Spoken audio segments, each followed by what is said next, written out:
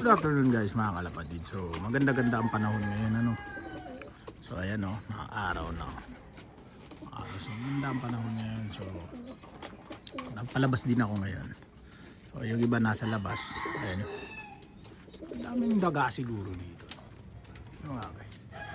Wala naman ako matanong. May mga tumutunog kasi na. So malaki na yung ano natin YB natin Ang laki na ng YB natin So parang hindi naman ata ito white flight ata. Hindi, parang white flight nga siya no. Ayan May puti-puti yung bakpak. So malalaman natin yan pag buo na yung bakpak. Pero at least ngayon may balahibo na. Dito naman same, maganda. Maganda rin lumabas kaso blue bar. So hindi tugma yung kulay. At tinan nyo to. Ito yung anak nito. Ayan o, diba? Ayan nilagyan ko ng red na para red na singsing para alam ko kung kaninong anak siya. So ayan ayan na siya, pinakawalan ko na. So wag sana mag overfly yan. Kanina pa yan nasa labas pero hindi naman siya umalis. So dyan lang, paikot-ikot lang siya dyan. Ayan, palipat-lipat lang. Dyan lang siya. So sana hindi umalis So ngayon papakain ako ngayon. So, maya siguro. Ayan, so naubusan kasi ako ng patukan kanina kaya konti lang ang natukan ng mga to. So ngayon magpapainom ako. Try nga natin lagyan ng tubig. Try natin kung iinom sila. Naghahanap ata sila ng tubig. Ay madumi madumi yata yung tubigan niya ito. Parang madumi yata. Try natin. Parang gusto nila guys yung ito. Ayan. So, inumin natin sila. Ayan. Doon sila uminom. So, okay, so okay naman ngayon sila. Okay naman ang mga ibon natin yan. Ito yung puti ko. Ayan, so papansinin ninyo walang singsing itong puting to. Walang singsing yan. Sinadya ko talagang hindi lagyan ng singsing yan. Bilang pag-alala dun sa puti ko nung bata ko. Kasi nung 90s bata ko, hindi naman kami nagsisingsing ng kalapate. Kasi nagsisingsing lang naman talaga ng kalapate yung mga nangangarera nung araw. Pero kami, bilang mga bata lang na nag-aalaga ng kalapate, hindi naman kami talaga nagsisingsing. Ayan na yung isa ko. Ayan, maganda rin ang kulay na lumabas dyan talagang mayroon na siyang kulay ngayon Ayan So parang parang ano ba yung tawag doon? Off color siya ayun, umalis na yung natin yung YB natin so wag sana umalis yung isang YB naman dito takot siya umalis ayan hindi siya umalis, yun talaga magala yun ay, maganda na rin para maka-viewing na rin siya, hindi pa naman tatakas yan. So yung singsing na lumabas dito parang saddle, ayun naalala ko na, ayun lumipad na yung YB natin sana hindi umalis to naku yari mukhang mag-overfly pa to, umalis siya, pumunta siya sa bubungan na yan so wag sana mag-overfly yun naka-viewing naman na yun, naka-viewing naman siya dati so hindi naman siguro tayo tatakasan yan, pero mag-overfly man wala tayong magawa, ganun talaga ang pagkakalapate so sa ngayon open pa rin ako sa mga gustong sa mga gustong magkaroon ng kalapate open pa rin ako, PM nyo lang ako,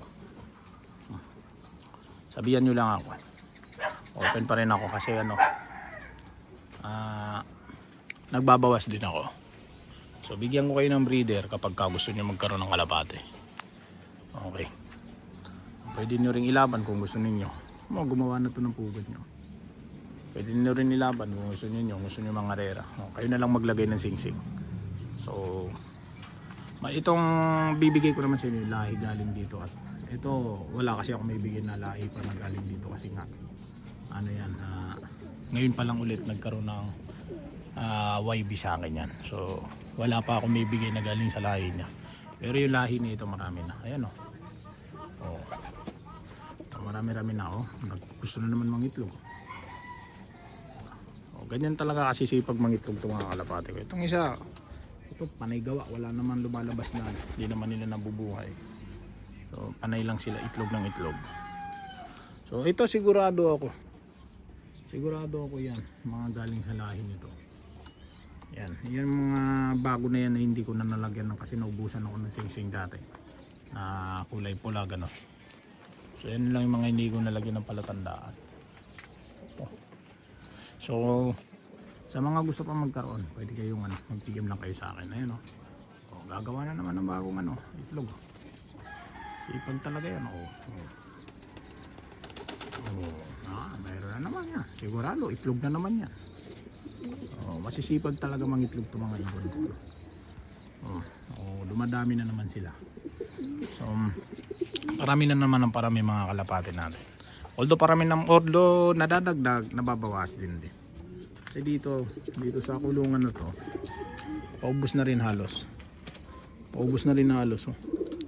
Halos wala. Ito tinakpan ko to kasi nagkaroon siya ng butas. So malamang hinala ako dyan, mayroong pumapasok dito na kunti daga sawa. May nagkabutas yan guys, so nilagyan ko na ng harang dyan.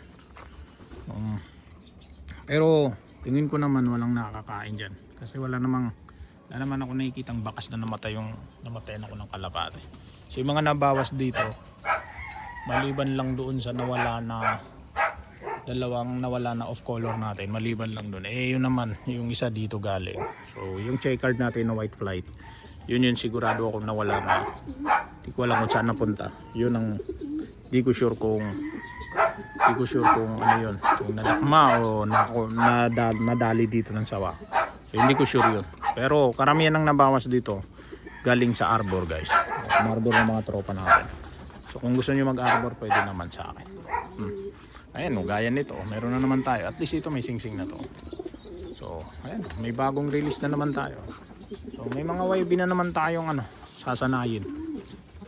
So, sa mga sa mga gusto pang magkaroon, pwede naman kayo lumapit sa akin. So, ayun lang, dito ka na ulit putulin, So, update lang naman to, and para lang dun sa gusto magkaroon, pwede nyo akong lapitan. Ayan, nakita nyo, may nalaga na naman akong itlog dito. Huwag nyo pansinin yung dumi ng nanay. Huwag nyo pansinin yan, normal yan. Kakataihan talaga sila rito. Lalo yung niya, yung ugat niya nasa ilalim.